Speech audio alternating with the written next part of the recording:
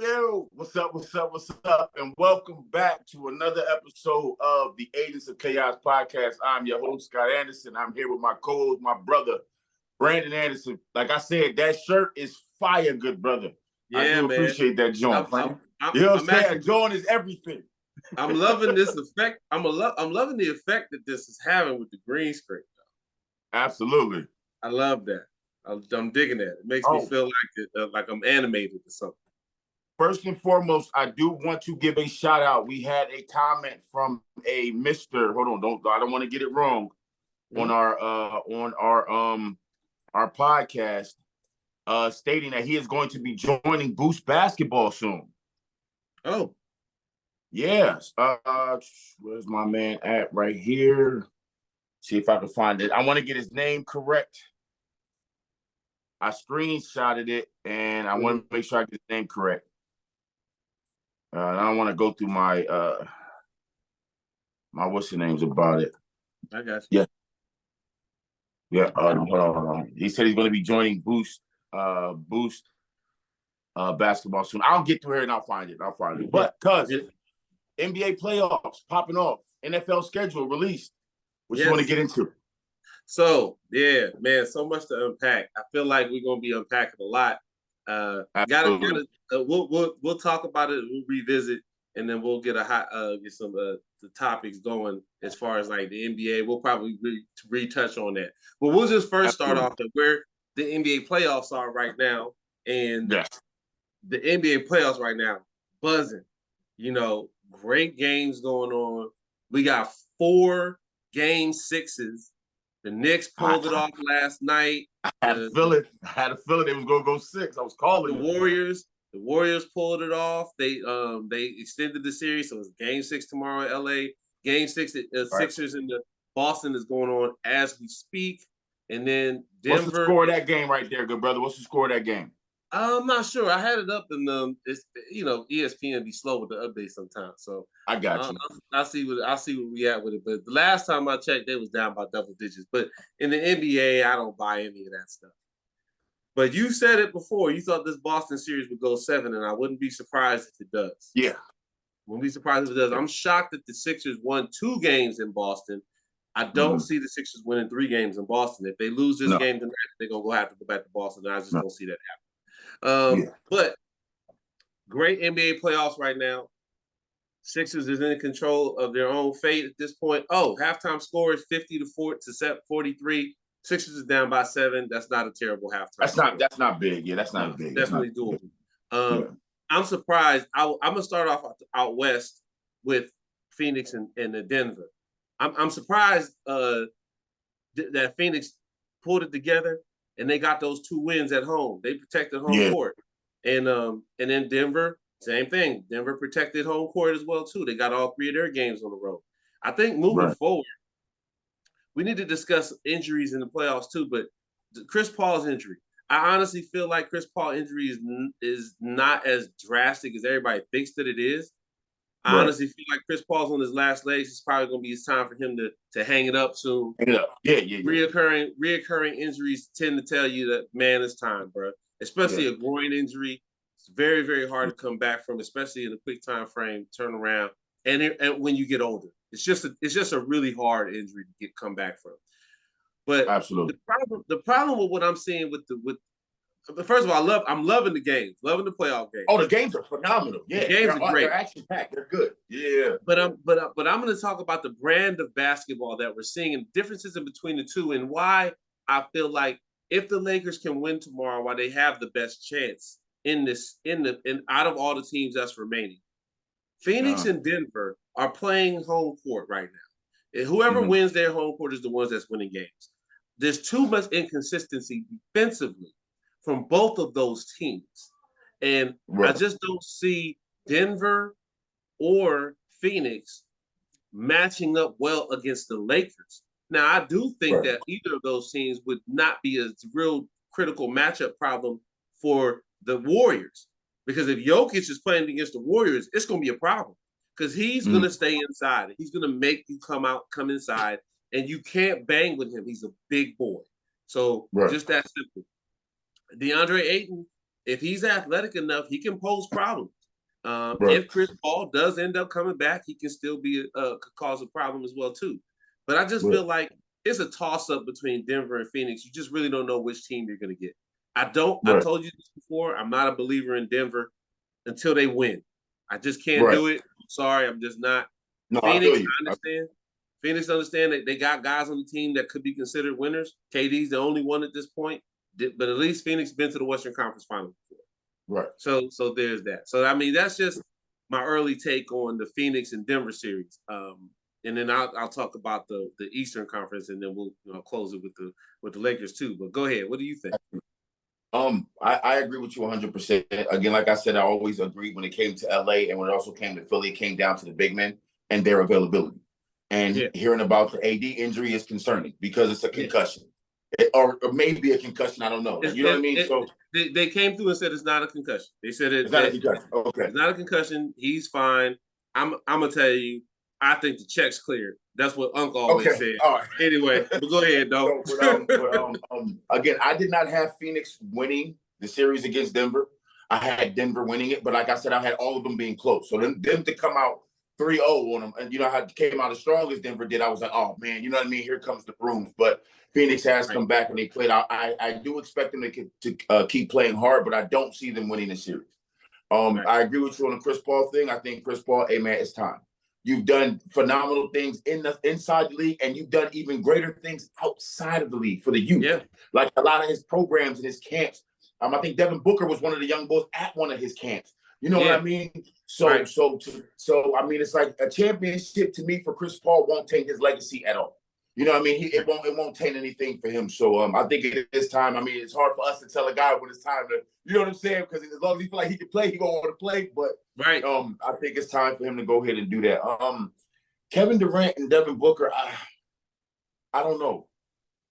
I don't know. Like, you know what I'm saying? Like, I expected to see more. I'm not getting it. I don't. Kevin Durant to me seems like he's not the mean guy he wants to be to play. Like I literally was in the car and I was talking about how in the beginning I wasn't a big fan of LeBron James. You know this is documented. We've had multiple conversations about it.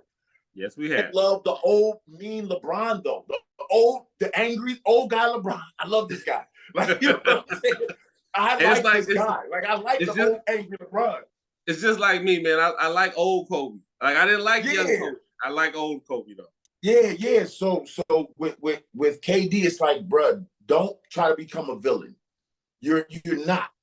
You should be the likable, cool guy, and that makes your game better. That makes you who you are. You know what I mean? So I think if he kind of shifts his mindset on that thing, stop trying to be the bad guy that's super tough. You know what I mean? Whatever it is he's trying, you know what I mean? Trying to make it seem like, oh, I am a more of an assassin style player and stuff like that. No, just go do what you do best. And you did it best when you did it in OKC. That's where you were your best. That's where you was Kevin Durant. You were the Durantula. They haven't said that name in years. No one calls him that anymore because he's not playing like that anymore. So he has to go back to that. Sixer series, man, when I tell you I walked into work and it was just everybody was just kind of looking at me like, bro, like this is what they expect. Like, you know what I'm saying? Like, it's like they want them to win so bad, but it's like until you win, bruh. Like, so they're defeated. They're defeated a little bit. Like, and so they're still gonna watch. Philly hopeful. They're always gonna watch their squad no matter what. But it's still that twinge in the air. Like, man, here we go again. We do great. We get there, and they just never. They're always the bridesmaid, never the bride. And I think the fans are ready to be, you know, they're ready to make it to that next stage, that next level. And so you have talent on there. You know what I mean? You have a lot of talent on there, and they just gotta get it. They just gotta get it together, man. It's rough. It's rough right now. It's rough right now. If you're a Sixers fan, it's rough. I'm gonna put a lot of the onus right now. I mean, you know, like I said, Sixers is up 3-2. This is the closeout game for them. I'm putting all this on Doc Rivers. Like you have to prove to us that you can take a team and get them to the next level and get them to the Eastern Conference Championship. Absolutely. I saw a couple moments in the game and when the Sixers lost at home, and I saw some moments, and you know, listen, I'm not an NBA coach. I'm not even going to try to question, but I can question what I see. I can question Right. history. And history shows me that when it comes down to these games, when it's close games and it's the nitty-gritty, Doc is hit or miss. And a lot Right. of times it's a lot of missing instead of hitting. And I'm expecting something to happen. And I think that's that angst that you feel from Sixers fans. It's not do the Sixers blow it by not playing well. It's what aspects are they not tight in. Like you got to be a Okay. tight knit group, and you got to watch the games, and you got to be able to analyze and make corrections. These games Absolutely. on the Eastern Conference are so close, but I love the brand of basketball. There's not a Right. bunch like okay, somebody takes threes. I get it. Everybody takes threes now. But when you watch the Sixers game and when you watch the Sixers and the Celtics and you watch the Heat and the Knicks, it's bang, Bully bang, ball. bang. It's bully ball. Yeah, yeah, It's yeah. basketball, though. Yeah. It's taking the right shots, it's going to the basket, it's getting contact, it's getting 40 points the hard way. 13 out of 26 or 20 field goals or that's the kind of basketball that I grew up on. It's the kind of basketball I love to Right. see. I love to see the East Coast play. Right. You go out west, and it's just like even the Lakers, the Lakers game, and the Warriors game. Listen, Steve Kerr, and we can talk about the referees and all this stuff. Steve Kerr made a point to point out that the Lakers is flopping and that they were so good at flopping, and now he's getting these calls on his side. And I'm watching the games, and when I see the disparity, the referees, this is when those times where referees can play an integral part in the game, and I don't like it. Right. Because you can see certain circumstances, as a basketball player, momentum shifts can happen all the time, especially in basketball. One call. One call. Yeah, 20 One points call. win. Yeah. Yeah, and it's like you don't call it over the back. You don't call it. AD got bowled in the face, and they didn't even stop the game. Like they didn't even stop it to review it to see if he got punched in the face or hit in the face or whatever, if it's incidental contact. They didn't stop anything. They let the play go on, and somebody goes down on the other end and gets an and one. Like it's just those types of things when it's not consistent. The Lakers should always have more free throws than the Golden State Warriors. Why? Because the Lakers were third or second in free throw attempts in the NBA the entire season. Then you got the Golden State Warriors who are 30. They don't shoot free throws because they don't go to the basket. They don't go to the paint. No, they're all perimeter. They're perimeter. So it shouldn't be close. So the fact that people are trying to make this case that the Golden State Warriors should have more free throws. No, they shouldn't. They don't go to the basket. And when they do go to the basket, they go up soft. And so I'm just the brand of basketball that I'm seeing is what I don't like. But I think that the Lakers play a good hybrid of both. They're not a three-point shooting team. They have guys that can shoot threes, but they play defense. And all their guys play defense. And I think that's a testament to Darvin Ham. Kudos to him. I don't care what the Lakers do at this point. Darvin Ham took a team that was in the play-in, and they in seventh round. They seventh, and nobody had the Lakers getting this far. Nobody. Nobody had the Lakers getting this far 40 games ago. So kudos to Darvin Ham. And me being a coach, I want to give him a shout out for that. LeBron James is in the category with me with Peyton Manning, Tom Brady, and now I'm going to say Patrick Mahomes. You just can't bet against them. It's hard. You know what I mean? If they get an opportunity, it's like, damn it. You know what I'm saying? If you're going to shut the door on them, you got to shut the door on them early. Like you can't leave a crack open for them to get in, because once they get in, there's no telling what type of player you're going to get. You know what type of ruckus they're going to cause. And so I saw something where they were talking about LeBron versus Steph Curry. And it was like the overall head-to-head matches or something, I think it was. Man. Stop it. And so I went back and I was listening to it again, and I was like, well, truthfully, Steph never had to be the guy LeBron had to be. Steph could always facilitate and pass the rock. LeBron didn't have that. A lot of play. I think LeBron just started to get that now. You know, like he always had to be the guy. You know what I mean? He always had to. He had to carry low. He had to put 56 up. You know what I'm saying? So you could put up a light 12 and then we still win the double game. Steph didn't have to do that with the guys he had. He could trust a Klay Thompson. He could trust in a Draymond.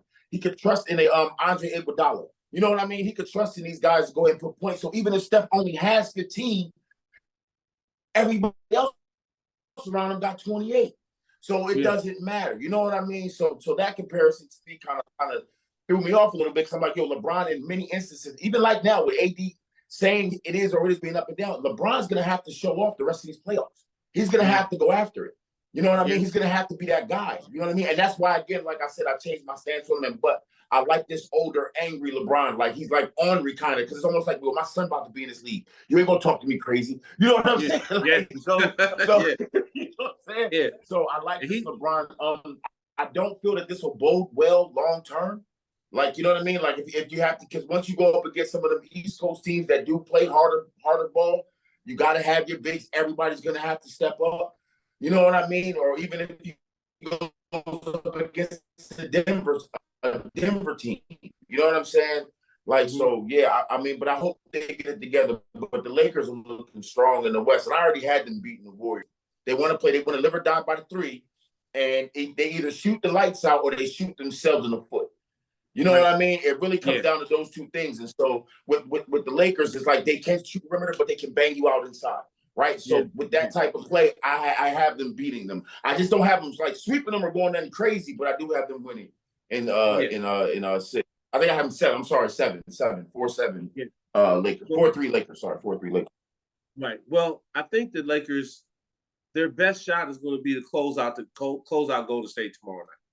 That's going to be the best shot they get. I'm not saying that they can't beat Golden State at home because they've already done that. And but you don't want to put yourself in that position where you got to go back to Oracle Arena, not Oracle Arena. I'm sorry, the Chase Center, and then go and do this all again. And I think tomorrow is going to be a test. I think that you're going to see. I'm thinking you're going to see a vintage LeBron. Man, remember, man, he's 38, bro. Like he's 38 years old, and we're still asking him to do these types of things. No other player at 38 years old were we asking to do this at this point in their careers. To carry a team to an NBA championship again and be the main guy. Now, we've seen other guys win championships that might be that age, but they weren't carrying the team. Right. They weren't the main guy. Right. And they've made this comparison, and we'll delve into this when we get into like the NBA off seasons, because that's when we can have these who's the best debate and blah blah blah blah blah. But I've heard Stephen A. Smith say this, and I was taken aback. I was just shocked by this. But I'm going to keep it brief, and then we'll move on to another topic. But I'm going to keep it brief. I don't see how we're even comparing LeBron James and Steph Curry. Steph Curry has 4 championships. So does LeBron. Steph Curry was the best player in those championships one time. One. And he teamed up with KD in order to win those other ones. Steph doesn't have as many NBA MVPs as LeBron. Does he? I'm pretty sure he doesn't. No. Doesn't have any scoring titles, which the people try to make the comparison between LeBron and Jordan scoring titles. Well, if you want to compare LeBron and Jordan when it comes to stats and scoring titles, well, Jordan's not the leading assist guy. Jordan's not getting a lot of rebounds. Jordan got a lot of steals because he played defense. He got a lot of steals. He got a lot of points. That's what he did. LeBron didn't do that. He wasn't a scoring kind of guy. So I think it's ludicrous to even compare Steph Curry to LeBron. I don't even. It's to me they're not even in the same stratosphere as far as what was asked of them and what they and how they won. Don't get me wrong. Even people talking about now, is Steph Curry the best point guard to ever play the game? No, he's not. He's the greatest shooter. He's the greatest shooter we've ever seen. But the best point guard to ever play basketball? I'm not going that far. No. I'm so sick of the GOAT conversation because you're talking about the great, right? So, you know what I mean? Time goes on, and it's like, okay, they compare LeBron to Steph. They compare LeBron to Mike. They compare Kobe to, I'm like, bruh, when LeBron came out of high school, this is what they wanted to see from him. Like, he had to put on this type of a show. Steph Curry came out with 2 fragile ankles. He wasn't supposed to be anywhere close to what he is right now. Like, there's greatness in that alone. You see what I'm saying? There's greatness in that alone. Steph Curry was not supposed to have 4 championships. Steph Curry was not supposed to be one of the most dynamic three-point shooters we've ever seen so far in the NBA. And then they'll try to diminish that to say, well, he's not LeBron. He's not. LeBron's a 6'8" juggernaut who can just do whatever he wants on the court.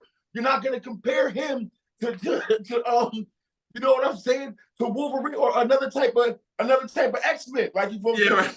No disrespect. You know what I'm saying? But you're not going to compare him to an X. You know what I'm saying? Yeah, like, they're all different. And I think what we have to do is I get the sports analysts, their job is to do that, to make these comparisons. But as lovers of the game, we have to take time to really sit back in and soak in the greatness that we get to see from both Steph Curry and both LeBron James. And what you really get to see is you get to see what it looks like when one player has to take on everything, and then you have a squad that can manage the load amongst each other in Golden State. You don't have to be the best player. And so I'm not going to say Steph teamed up with KD because KD came over, right? I'm not going to say that. They recruited him, though. They recruited him, though. Well, listen. If you can recruit all you want, it don't mean it's going to happen. You know what I'm saying? KD wanted the chip, though. He's like, this is my best option. You know what I'm saying? Yeah. It's my best option, right? So with him there, it's just like, well, that's cool. I don't have to do as much. You can't name a team that LeBron either helped recruit or went to that said, fuck, I got to carry 85 pounds.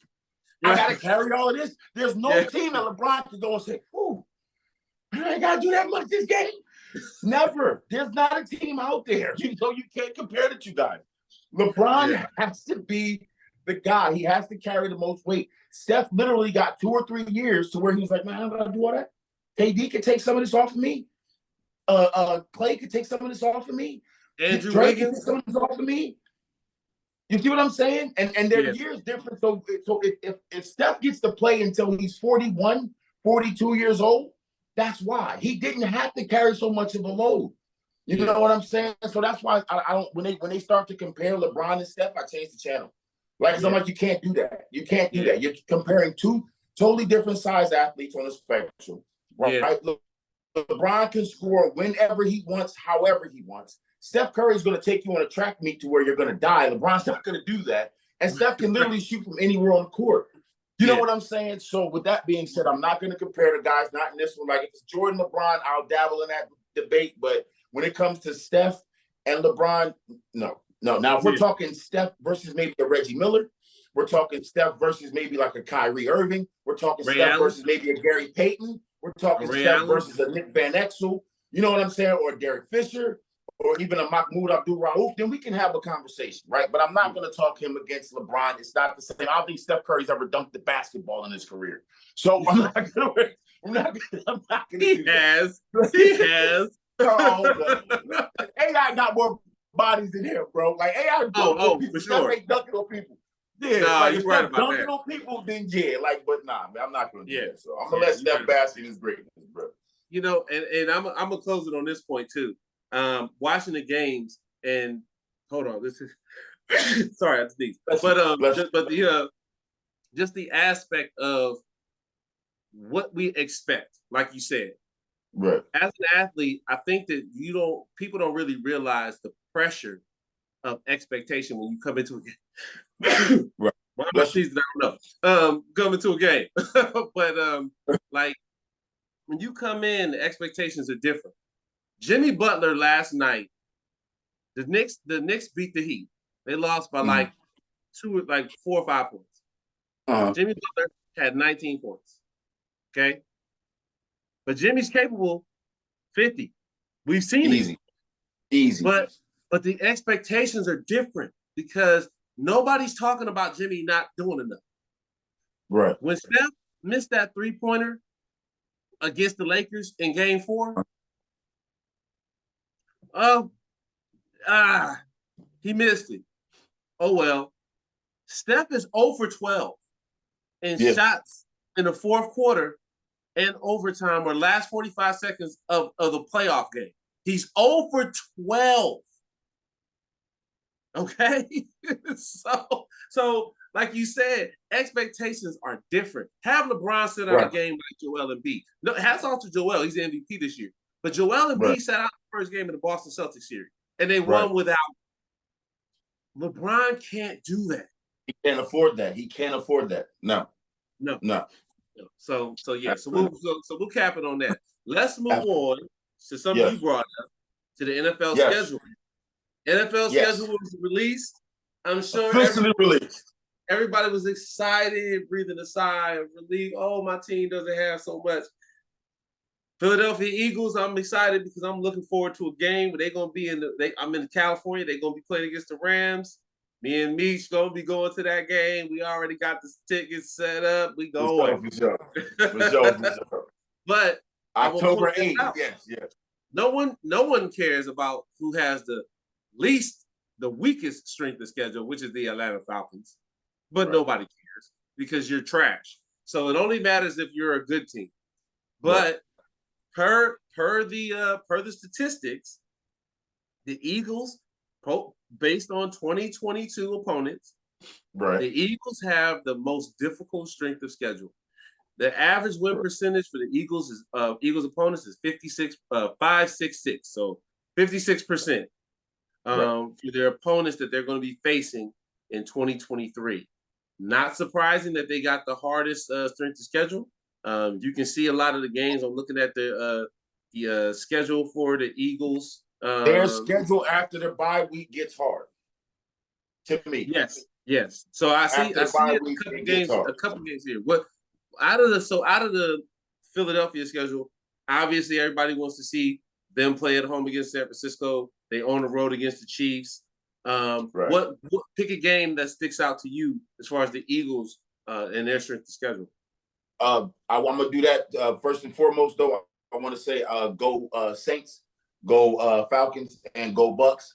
I need the Panthers to be trash this year because we took their first overall pick next year.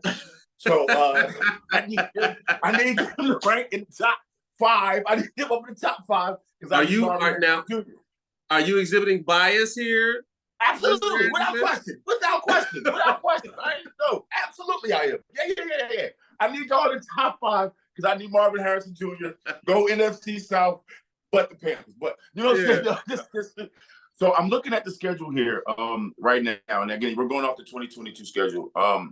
You guys have the Patriots, the Vikings, looks to be the Bucks on Monday night. You have Washington, LA, Jets, Dolphins, Washington again. So you get Washington out the way early, and then you have the Cowboys. I'm going to name the quarterbacks that you guys are going to face. Okay. Mac Jones, Kirk Cousins. Yep, you're laughing already. Yeah, I only did 2. He did 2. He did 2 quarterbacks, bro. Okay, who the Bucks got? Baker Mayfield? Who do the Bucks have? No. They got Yeah, it's Baker. You're right. It's Baker Mayfield. No, it's Baker. Baker Mayfield. Washington. Tyler Heineke. Okay. Yeah. Who's LA? Andy Dalton. Stafford. Who do they have? Stafford to be back. Stafford. Okay, Matthew Stafford. Aaron Rodgers, and again, I'm not sold on the Jets early because they got it. I know you're not sold on the Jets, but I'm not sold. Then you got Tua Tagovailoa. I think the Dolphins could probably be an issue because of Tyreek and Tua if he could be healthy and all that stuff. But then you have Washington again, and then you have Dallas. I'm only going to pick one of those games against Washington because Washington, for some reason, always gives teams in their division fits. They just give them fits. Like, you know what I mean? Just straight up and down. It's division games, man. Division games, right? So I'm going to give you that. But if I'm speaking from my heart, I don't see y'all potentially losing y'all first game till after your week. Like, I'm just being honest. Like, I'm like, what do you want me to say? Like, I see 9-0, right? Like, what? Like, I'm not lying. Like, I see 9-0. Unless something like crazy happens, I don't see it. Like, I don't see, because a lot of the teams that were playoff teams last year, you guys beat.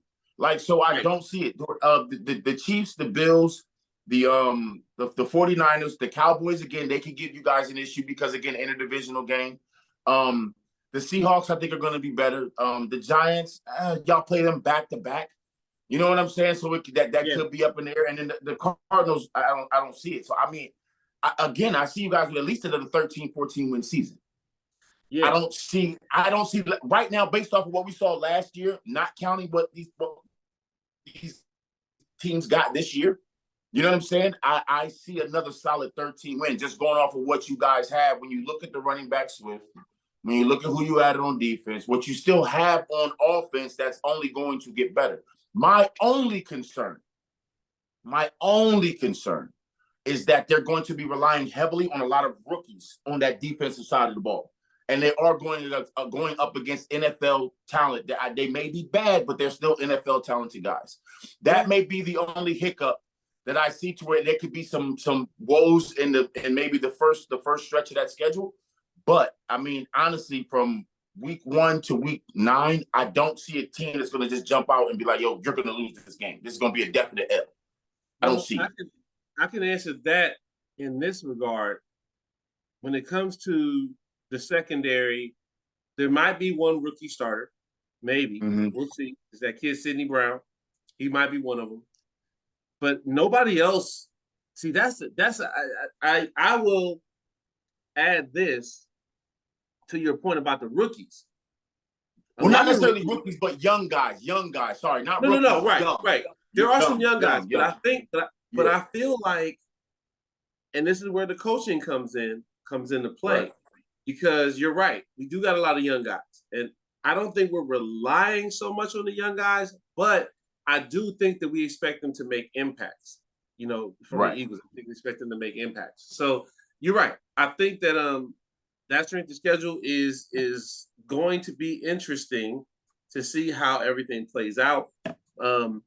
But that second unit, that for the second unit defensively for the Eagles is crazy right now, because they got Nolan Smith coming in after Hassan Reddick. They got the rookie that they drafted. He's coming in on the second team. Jalen Carter. They got so many guys that are going to just fit in spots. So I think that it's going to be interesting, and then we'll do a deep dive of the NFL schedule period. Like I said, once the NFL season gets rolling, we'll delve into to like the schedule, the games, just where a lot of teams are going to be. The Thursday night thing, I want to talk about the Thursday night games, because they made a statement. Let me see if I can pull up the statement about. I believe I know what you're talking about. That teams can play 2 Thursday night games, but not everybody's guaranteed a prime time slot anymore. Right. Yeah. So a lot of people are complaining about that. They're saying that this maybe not be good for the NFL, but I feel like that they should be having these Thursday night games after a team has a bye week. Like, I think if a team has a bye week, I got you, come in on the Thursday night game, I think that should be something that they might even consider. And then they get another 4 week of rest before they jump into another game. Exactly. As opposed to having the game on Sunday and the game on Thursday. You know what I mean? Right. I feel you. Especially with the games that are taking place overseas, like in Germany and all that other stuff. Oh, yeah. You know what I'm saying? Yeah, for sure. Yeah, you should, I agree with you there. You might even you should have those games and then have a bye week afterwards. You know, I think that would be right. I think that'd be helpful. But the Eagles. I think the Eagles' strength of schedule. It's not a surprise that they got the hardest one. Like I said, I think that the NFL when they released it, and they showed some of the top 5 teams, and then I'll even go into just some of the top 5 teams that have the top 5 most difficult strength of schedules. So the 5 toughest strength of schedules, obviously, you got the Eagles at the top, but among those are, let's see here, Patriots, Chiefs, Bills. Patriots, Chiefs, and Bills are teams that also have a very difficult strength of schedule. So, and they all in the AFC. And we were talking about that AFC East, and we were talking about Aaron Rodgers and the ability there. Look at man, the Jets. That's why I said, man, they got a real shot. Because the Bills having one of the toughest strength of schedules, the Patriots having one of the toughest strength of schedules. Patriots need better quarterback play. and they don't run the ball well. So offensively, I'm trying to figure out where they're going to be effective, and that's where I have a problem with the Patriots and why I don't think that they'll be consistent. I pray that Tua Tagovailoa could stay healthy all season, but I honestly feel like if he gets hurt again, he needs to hang it up. And again, I don't like telling players when not to like saying or being that person to say when a player should stop playing football, basketball, whatever. Yeah. But when your mental health can be an issue, when we know that CTE is a real thing, when you're older and you just get hurt constantly, that's your body telling you something. Your body It's is time to telling change you up. Yeah, it's time to do something time different. to change up. And I really feel like that moving forward, we have to start as a people. I mean, Barkley made this same comment. I heard Chris Broussard make this comment. We got to stop, and even in the black community, we got to stop telling our kids that the NFL and the NBA is the only way to be successful. Oh, absolutely, absolutely. We got to start saying, "Hey, man, doctor, that's a great lawyer, profession. Lawyer, politician, a business real estate owner. Like, yeah, absolutely. Like really got to really do that, and I think that's something else. That's something we can talk about. We'll even get Jex on the podcast and maybe someone else. So we have 4 different perspectives. Yeah. But I want to talk about that, and I want to talk about the black tax of when African American athletes make it out, then all of a sudden their communities feel like now they owe them because they made it out of the community. Is something called the black tax. So I want to talk about that and the fact that anytime you look at an African American athlete that's over 6'2" and he's 15 years old, you don't ask him, "Hey man, are you going to be a computer scientist?" You're going to say, "Oh, what sport do you play?" So, like a stigma almost on it. You know what I'm saying? Like height automatically equates to, you know what I'm saying, being an athlete. So, but that's something for a different podcast. We don't got to get into that right now. No. I understand. I think that's something that we can touch on too. It's important. It is. That is something that to be discussed. Yeah. You mentioned something I want to bring up too, because I don't want to forget it. You mentioned about the punter from the Buffalo Bills. So this one kind of pisses me off. Truthfully, okay. I'm gonna pisses me off because we are so quick to condemn anyone for anything before we find out what's actually going on. They villainized this young man. He was drafted in the 6th round. He was drafted as a punter, which rarely ever happens, which means the kid has some type of skill or some type of talent, right? He didn't even get to play it down in the NFL, anything that he worked as hard for. And a girl says that something very horrific happened to her. I'm not discrediting what may or may not have happened to her at all, any way, shape, form, or fashion. But you mentioned this young man's name. Now, his name is slandered across everything. He's a monster. How can he do this to young women? How can he do all this? Come to find out, my man wasn't even in the vicinity when it happened. That's the part that gets me, man. He wasn't even in the vicinity. Right. Bruh. And I don't want to make a too drastic connection to like Emmett Till and things of that, of being falsely accused and having something like, I don't want to do like, but it's to be falsely accused of something that you didn't do, knowing, and then say, "Oh, he was there," like, and then for everybody to automatically make him out to be guilty. Because I thought it was innocent until proven guilty, not guilty until proven innocent. And then we come, I'm sorry about that, bro. No, with the same voice that you disrespected me, let me hear your apology at that same level. You know what I mean? You don't get to hop on TV and the newspapers and call me all types of names, but then when you find out I'm innocent, hey man, I'm sorry about that. We should have done that way. No. I want you on that same platform doing that. So I feel sorry for this kid because allegations like this are hard to bounce back from. Yeah. He's a Brazilian kid. You know what I mean? He stood strong in what he did and didn't do. I just think it sucks that it's not innocent until proven guilty. Yeah. If you had to sit down and say, "Hey, we can't do nothing with you till we find out what's going on," cool. But they villainized this young man. Yeah, that's crazy to me. I don't like it. I don't like it at all. I think it's horrible. I think it's shameful for what happened to him, like that's just not cool. It doesn't sit well with me because this is the second kid that I know of that got ruined over false allegations. The other one was the kid coming out of college and never got the opportunity. Banks, I think his name was. The girl said that he raped her, and he had to spend like half in jail for a crime he didn't commit. Right. Or 3 years or something like that. So that doesn't sit well with me with the false allegations, because it's already hard for women to make the allegation or come forward. And then now it being like, so it just yeah, I don't like that. That bothered me a little bit right there. You know, I'm gonna play I'm not gonna say so much play devil's advocate, but I'm gonna put this out there too. The black and white thing. So this kid was white, false allegations. You see what happens. Now you look at Jalen Carter, who they found that he was driving with a suspended license when those two people were, I don't know if it was two or one, but when the people were killed, I think it was two people that got killed in this accident. And now, you know, a lot of people are going to start to bring eyes and bring attention to this. Now, listen, man, and I'm going to say this, and I'm not excusing anybody's actions, but I understand that we have to understand that these are kids.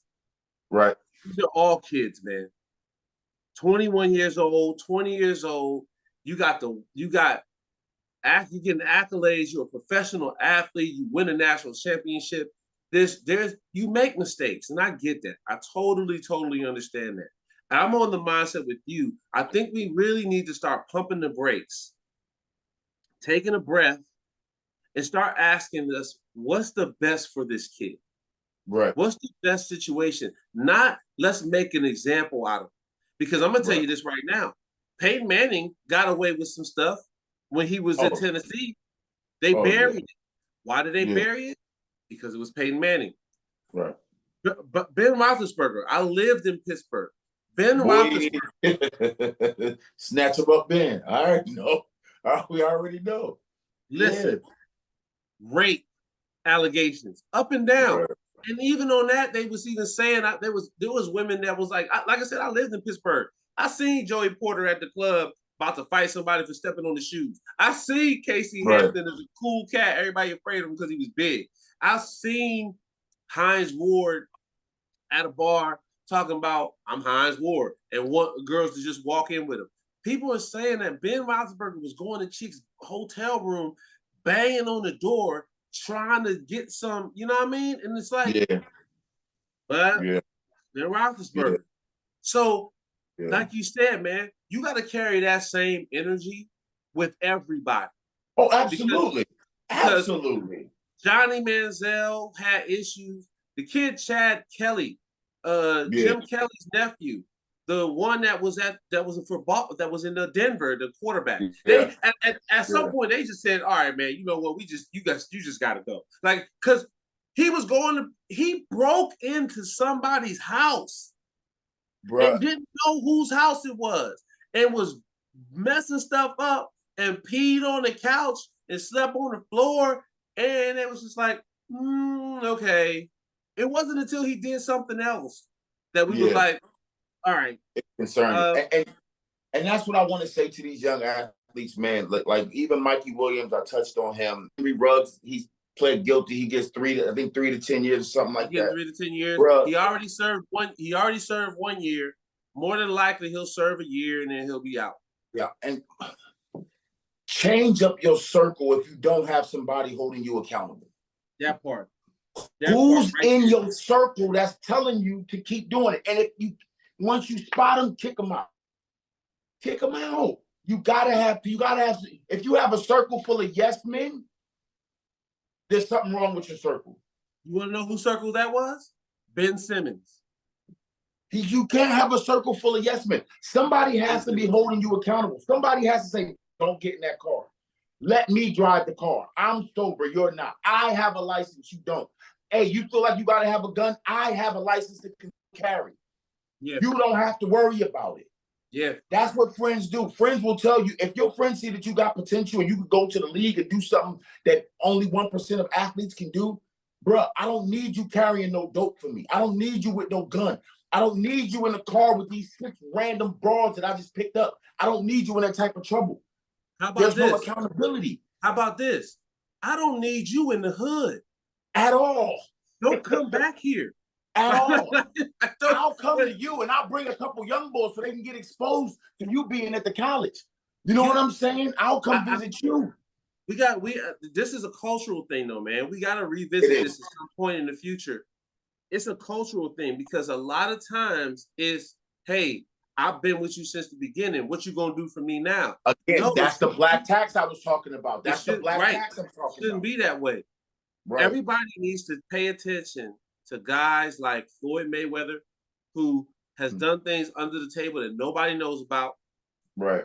Chris Paul, you mentioned Chris Paul being one of those guys. But look at LeBron James. We keep coming back to this. LeBron James built an empire. Yeah. He had no one to show him how to do this. Right. But he brought his boys with him. Yeah. He brought his boys with him. Them boys don't have college degrees and all this other stuff, but he figured out a way to make it work.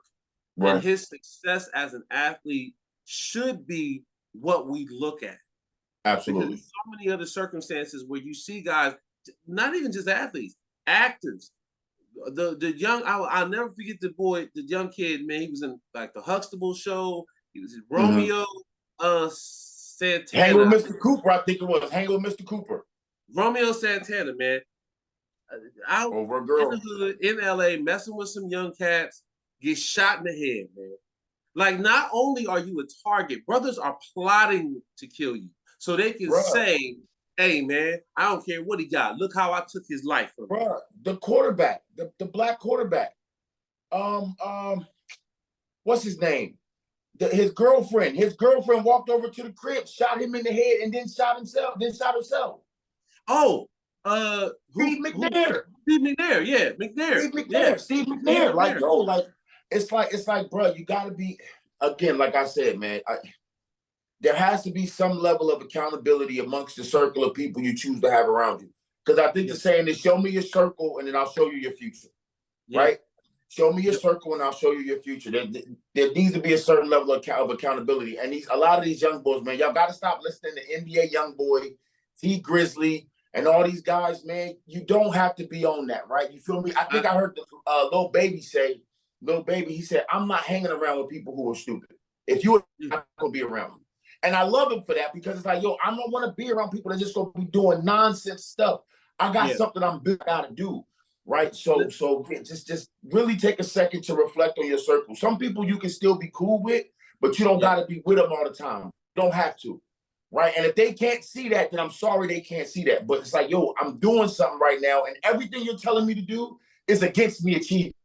You know what I'm saying? So you're gonna have to. So I just hope that these younger athletes see this, man, and really make a change, man, because it's painful to watch these kids go through some of this stuff. I'm just gonna throw some honorable mention names out there, and we don't even gotta delve into their situation circumstances. Plaxico Burress. Yeah. Why are you going to the club with a gun? Idiot. In the club. Deshaun Jackson. Love Deshaun Jackson. My guy. Yep. Why are you hanging out with these dudes that's going to cause you problems? Now, he escaped it a little bit. But Deshaun Jackson. John Moran. What are you doing? Why are you in the club? Oh, everybody, he's relaxing. Stop it. We have to stop this mentality of everything is acceptable. Allow these things to be great. Like I'm gonna make this point, and then we'll move on. I'm gonna make this point too, since we're in this cultural realm where sports and culture collide in this situation. But this whole participation trophy atmosphere. I heard a guy say this, and it's not gonna be popular, and I'm gonna agree with him. Bullying was good. And I'm gonna tell you why. Because when you was out of shape, when you was not doing well, or you didn't take care of yourself, or you didn't try hard, you got bullied. And what did that do? That made you want to fight to be better. That made you want to take steps to be more of what you are. See, Right. of what you could be. See, now we coddle people for being bullied. Oh, it's okay. No, we shouldn't have it. I'm not saying bully somebody to the point of suicide. I'm not saying get on social media and really humiliate these people. I'm not saying that. I'm just saying that I was bullied. You was Right. bullied. Right. We all dealt with it. But there's some part of you inside that just be like, you know what, man, I ain't dealing with that no more. Right. And you gotta change. And I Right. think that we allow this, allow everybody to be everybody and everybody to have everything situation. And that's the whole music the same way. Oh, mumble rap is cool. These are young boys. Let them have it. No, if we said it was trash, they'd stop doing Trash. it. It's trash. It says trash. They would stop doing it. If you told people, no, you don't get a trophy for being third or for being fourth or for showing up. I don't want my kids to get an attendance award. You're supposed to go to school. Yeah, you And don't get you a go to party school for because I coming in tell you last place. You don't get a pizza party for coming in last place. There's no more tough love, bro. And the best Nope. way that I've seen it so far was the guy that gets in Joel Embiid's ear. He's on the Sixers. I can't think of him, but I'm like, that's what's missing from the NBA, Yeah. right? He's on like, yo, you're better than this. You could do that. That's not bullying. Somebody would see that and say, oh, he's picking on him. No, he's not. He's making that man better. Iron sharpens iron. Name one sharp knife you saw ever get sharp off of a stick. Yeah. It doesn't. Or, it really doesn't. So or being surrounded by pillows in a drawer. yeah, you're not gonna get sharper. You become dull at that point. So no, I agree with you. And everybody's gonna hear the bully word and oh my gosh, I can't believe you said bullying. No, it's pushing someone to get better. A knife does not get fours unless it's put into the fire. Yes. You feel what I'm saying? Nothing Absolutely. gets fours unless it's put into a flame and it's intense and it hurts. It's not comfortable. Right. But when that knife comes out, I'm slicing through, you know what I'm saying? Like everything. And you're like, oh my God, this is the best blade. Because I had to go through hell to get here. Mm-hmm. I had to go through hell to get here. So it's a process. I'm gonna even put it to you like this. I'm gonna use that and I'm gonna flip it around too. Mm-hmm. You said you gotta go through hell to get there. I'm saying if you put me through hell, right, this is what came out. That's what comes of it. Right, now, guess what? You got to deal with this now. Absolutely, absolutely, absolutely. This was not something I wanted, but you put me through this, and now I've emerged. And guess what? I'm emerging on you now. Guess who's the perfect example for that? And then we can move on. Michael Jordan, and the Pistons. Absolutely. Michael Jordan and the Pistons put him through absolute hell for 6 years, and then you get what you get. You got what you got after that. That's the perfect example for what you said. Absolutely. Exactly. And that's the thing. That's the thing why I respect. That's why people respect that story so much, because they identify with Michael so much. He came from this. He wasn't the best. He wasn't this. He wasn't that. And he grew. Same. Kobe, that's why they kind of take something away from Kobe a little bit, because Kobe was a McDonald's All-American. He was a high draft. He was that guy. He was that guy, but still not LeBron level type of guy. See, people can't accept greatness from the beginning. They always want to shoot it down because everybody doesn't start off great. Right. They always end up being those people that are like Michael Jordan. But Michael Jordan worked from wherever he worked to get to the highest point. But if it wasn't for the Pistons, there would be no Michael Jordan. There would be no Michael Jordan. Nah. And they beat him. They beat him. Yeah. I'm talking physically, and they even, mentally, spiritually, development, everything. They beat him up for 6 years. If you watch the Air Jordan special, the Airtime or whatever it was, you see what he did. He got in the gym. Yep. He was working hard. He was in the pool. He got a trainer because he knew he would not be able to beat them if he didn't work that way. If he didn't work hard. And that's why I said it's a different time. But then again, it's a different time. You know, people don't want to do that stuff because it's hard. Right. And we allow them to be, we accept mediocrity. Yeah. And we veil it in the shroud of acceptance. oh, it's okay, it's new. Let them do it. No, Yeah. not No. letting them do it. No. That music is trash. And that music is trash, and I'm gonna keep calling it trash. Dad, you don't know, or oh no, it's garbage. It's And I'm gonna trash. play Bang. and I'm It's gonna play absolutely and I'm gonna bang. play some real music for you. And then Yeah. when it comes down to sports, it's like, oh well, I didn't get a trophy. You don't deserve a trophy. Right. You haven't done anything to get the trophy yet. Right. You deserve Right. to be last. And then Right. so guess what now your mentality should be? Don't be last next Don't time. be last anymore. Yep. Well, what about this kid who's last? I don't care about that kid. Beat that kid. like that's what I used to tell people when I got to a team. I don't have to worry about making all the team. I got to beat you. Absolutely. And then guess what? When I beat you, I'm looking for somebody else. Who's next? I'm coming for that person next. That's what you got to start getting people to do. It's no disrespect. It's not mean. Call competition. We gotta Call create competition. You gotta be a dog. And if you a dog, you can eat and still have your crew. Right. There's nothing wrong with that. Right. So you're right, man. I think it's just we could.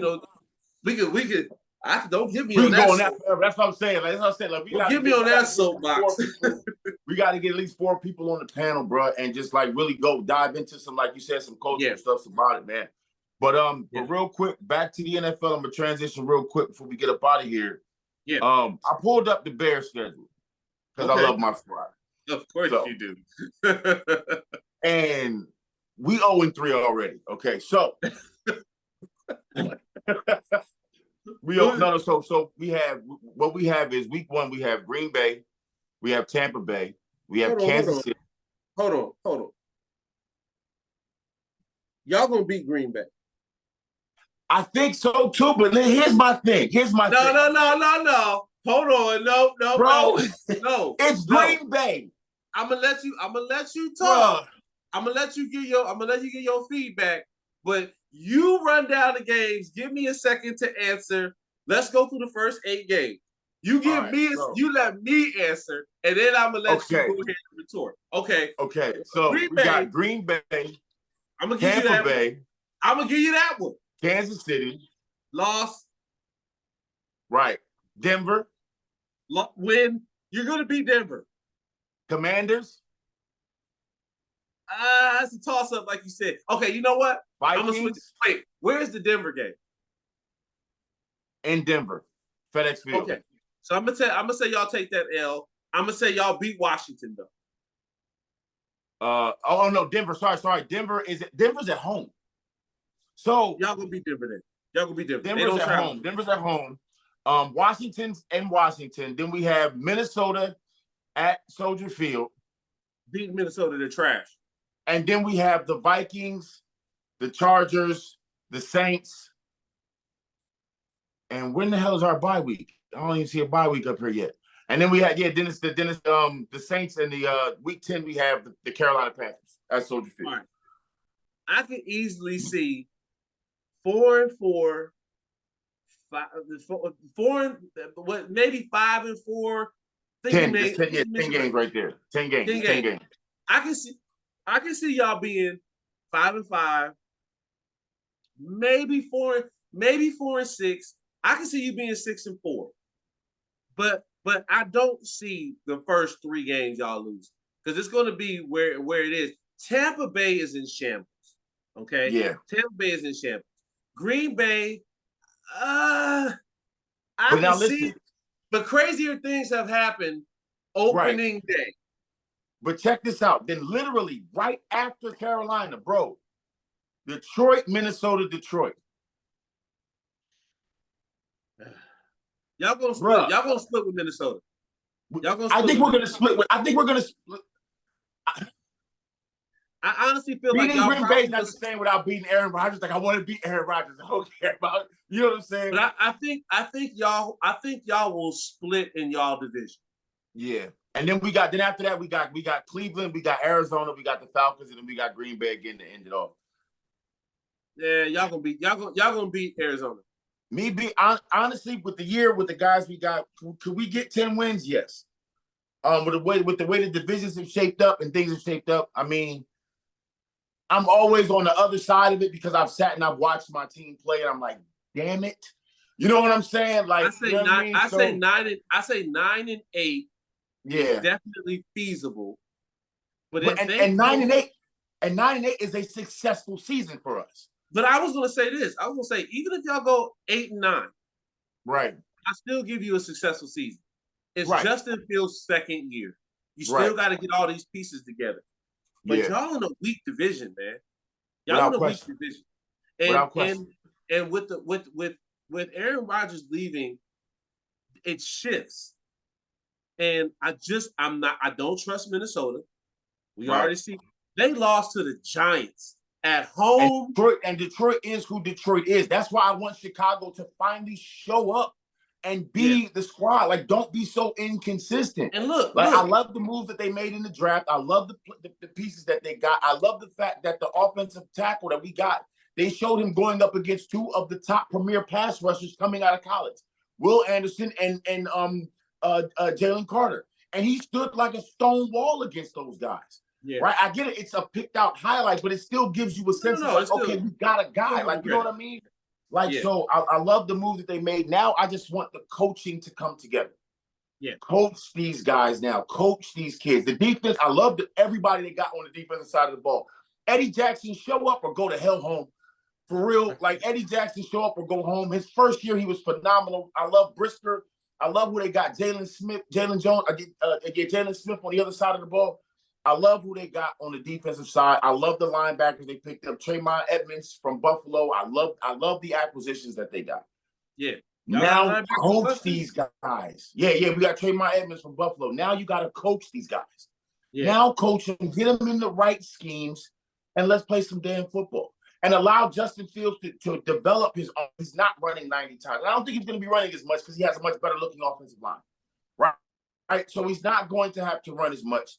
He just got to get the ball out of his hands in 3 seconds instead of 5. Stop pumping it and trust it. You got yourself a good wide receiver in DJ Moore. Really you got yourself a fair wide receiver in Chase Claypool. You got a good guy in Darnell Mooney. That's why I'm like, yo, if we could somehow, some way land Marvin Harrison Jr. next year, okay, let's go. With Cole Kmet, a nice running back. Do I wish we kept David Montgomery? Yes, but a solid running game. Then that offense is going to look sexy. It's going to look nice. I think Devin Singletary is a little underrated. I think that because he played in Buffalo, people don't really give him a lot of credit because they never ran the ball, and Josh Allen took all the snaps and did everything. So I think the Bears will be fine. I think the Bears will be fine. I think so. I think it's going to be good to watch. I gotta get out of the house more, man. I've been telling my cousin Euro Tyrone for a while, man. I'll come catch a game with him. Gotten up to Drexel Hill, cuz if you are watching this, we play you guys on week 7, man. We play you guys we have to set something up, some food and stuff like that, so we can watch the game. He's a diehard Raiders fan or Bears fan. We go at each other every single time we play. So but we got to make that link happen for real. All right, so we'll end on this. We'll go final picks for the NBA. For the NBA, we'll transition to this, and then we'll see y'all next week. But all right, so Denver and Phoenix. Who you got now? You still sticking with Denver? I got Denver. You got Denver winning tonight? Yeah. Okay. So that's game 6. So you're gonna close that out. Yeah. Sixers right now. 81-83 Sixers with 6 minutes left in the game. I need to get out of here so I can finish watching. That's it. Because I had Boston winning. I had Boston winning that series. You got Boston in 7. I remember that. I had Boston. Yeah, I had Boston winning that. I had the Sixers in 6, and this would be my prediction if it works. I got the Miami Heat closing the boys out in Miami, but I'm not confident. I'm not really confident in that pick. Glenn, I'm wrong. If you watch it, bro, I told you Miami's my wild card, man. They're my wild card team. I like them. I like them. So yeah, I do believe though. Did I have the Knicks winning that one? No, I think I had Miami winning that one. I had Miami coming there. I had Miami coming out. Miami winning. Yeah, I had Miami winning that. And I got the Lakers. Unless I got barring something like referee craziest, I have the Lakers winning this series. You know what? I In kind of feel 7 though. I do feel confident in the Lakers game, the Lakers series. I'm less confident if it goes game 7 because it's going to be at the Chase Center. But I do feel like we're going to see some magic from LeBron. I think AD will be fine. I think that the others for Golden State are not going to play well. I do think Clay will play well because he hasn't played well in 2 games. He's due for a good game. Clay will play well. He'll get 25. I think Steph will get 25 tough ones. But I think that we hold the others to Draymond Green had 20 points last night. He ain't had 20 points all playoffs. He's not scoring 20. I think we'll limit those guys. I think we'll limit the Gary Paytons of the world. I think Andrew Wiggins is a wild card, but I think we'll try to limit them. That's to me, 20-20-20, that's 60 points. I think we got to take care of the DiVincenzo's, got to take care of the Kevon Looney's, and we got to take care of the Gary Paytons of the world and keep them under wraps. I think that the road games is where the others tend to not play as well. And we got to make the points that Steph and Clay get difficult, but not impactful. Jason Tatum had 38 points against the Sixers last game, and they lost. And the Celtics lost because his points didn't matter. They were not impactful points. He just stuffed the stat sheet, which is my knock against Russell Westbrook. You can get you can get triple doubles all day, but if you're not winning, it doesn't matter. So absolutely, that's what I feel. So with that being said, we're gonna bring this Joker to an end because there is an intense game going on right now. It is. I gotta get out of here. I'm out. This will be out after that game is played, man. So we will come back to it and we will talk more about that game. I'm about to go turn it on myself. So, for myself and my cuz, Brandon Anderson, Scott Anderson, we here from the Agents of Chaos podcast. We will holler at y'all next week. Y'all. Thank y'all for watching. Again, everybody, keep the comments coming in, keep the love coming in. We're going to keep this thing rocking, man. But we're going to holler at y'all, man, and go Sixers. Let's go. Let's go. Yeah, we appreciate y'all. Thank y'all for watching. Keep watching. Tell your friends. Give us feedback. We're always growing. We always want to learn and know what we can do better. That's what we want. We want the harsh criticism. We want to be bullied. So bully us. Come on. Please, come on. Let us know. Skin thick. Okay, ain't nothing you can say that can't bother me. God got me. I'm good. So absolutely. Good. All right. Blessed and highly favored, baby. Blessed and highly favored. That's right, man. That's right. All right. Take care.